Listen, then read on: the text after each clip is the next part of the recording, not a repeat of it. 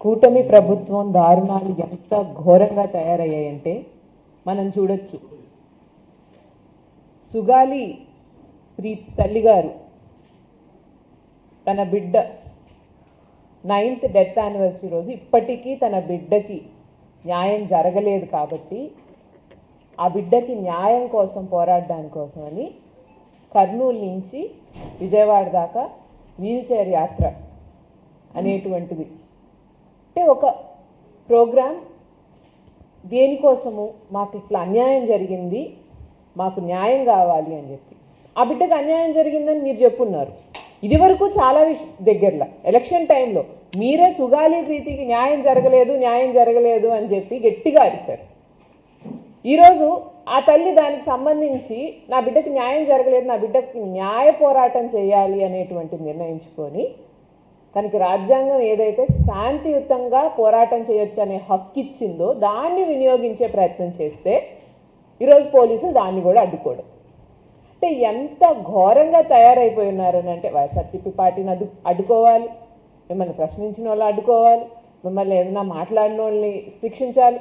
చివరికి ఒక తల్లి అంత వేదన అనుభవిస్తే ఇన్ని సంవత్సరాల నుంచి ఆ తల్లి పవన్ కళ్యాణ్ మెయిన్ అజెండానే ఏముంది ఎలక్షన్ మొత్తం? సుగాలి ప్రీతికి న్యాయం జరగలేదు, మేము న్యాయం చెయ్యాలి అని చెప్పి వచ్చాక ఆమె తల్లిని కనీసం కలిసినటువంటి పరిస్థితి కూడా లేదు.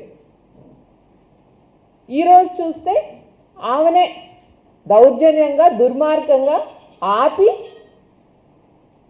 ఆమె వెళ్ళాలనుకుని కనీసం 80 మీటర్లు వెళ్ళాలని అంటే అష్ట కష్టాలు పడి వెళ్తే పోలీసులు వచ్చి ఆపేసి దౌర్జన్యం చేసి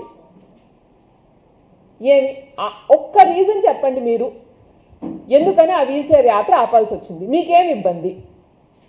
ఏమన్నా లా అండ్ ఆర్డర్ ప్రాబ్లం ఉండిందా?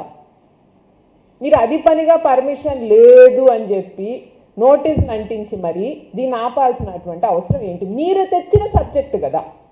అంటే మీరు మాట్లాడినంతసేపు మాత్రం జనాలకి అది పెద్ద ఇష్యూ అని తెలియాలి, అది సబ్జెక్ట్ అని తెలియాలి. మీరు మాత్రం పాపం వాళ్ళకి సానుభూతి పరులు అని చెప్పుకోవాలి.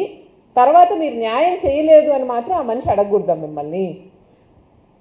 ఈ కేసు జరిగింది కూటమి పాలనలోనే, అంటే 2017లో టీడీపీ నాయకులే ఉన్నారు అప్పుడు. దానికి సంబంధించి ఆ రోజు ఆ బిడ్డకు న్యాయం చేయలేదు.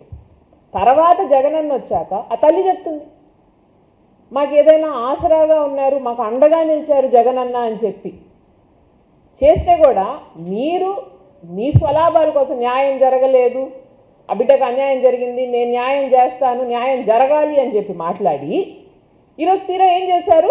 దానికి సంబంధించి ఆ తల్లితో ఈరోజు ఇంత ఘోరంగా బిహేవ్ చేసినటువంటి పోలీసులు కానీ ఈరోజు కూటమి ప్రభుత్వం కానీ ఏం సంజాయిషి చెప్తుందండి?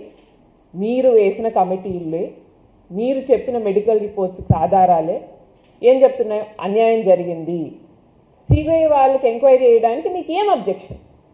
మీరు తప్పు చేయలేదు కదా, సుగాలి ప్రీతికి అన్యాయం జరిగిందని మీరే చెప్పారు కదా, కాబట్టి సిబిఐ ఎంక్వైరీ చేయడానికి ఎందుకు ఆలోచిస్తున్నారు మీరు? అసలు సిబిఐ ఎంక్వైరీ చేయాలంటే మీ తప్పు లేకపోతే ఆలోచించాల్సిన అవసరం లేదు కదా. సుగాలి ప్రీతి గురించి అడిగితే సిబిఐ ఎంక్వైరీ అయినంటారు, డిఎస్సి గురించి సిబిఐ ఎంక్వైరీ అంటే అయినంటారు. అదేమంటే మేమేం తప్పులు చేయలేదు అని అంటారు. తప్పులు చేయని వాళ్ళకి భయం ఏంటి?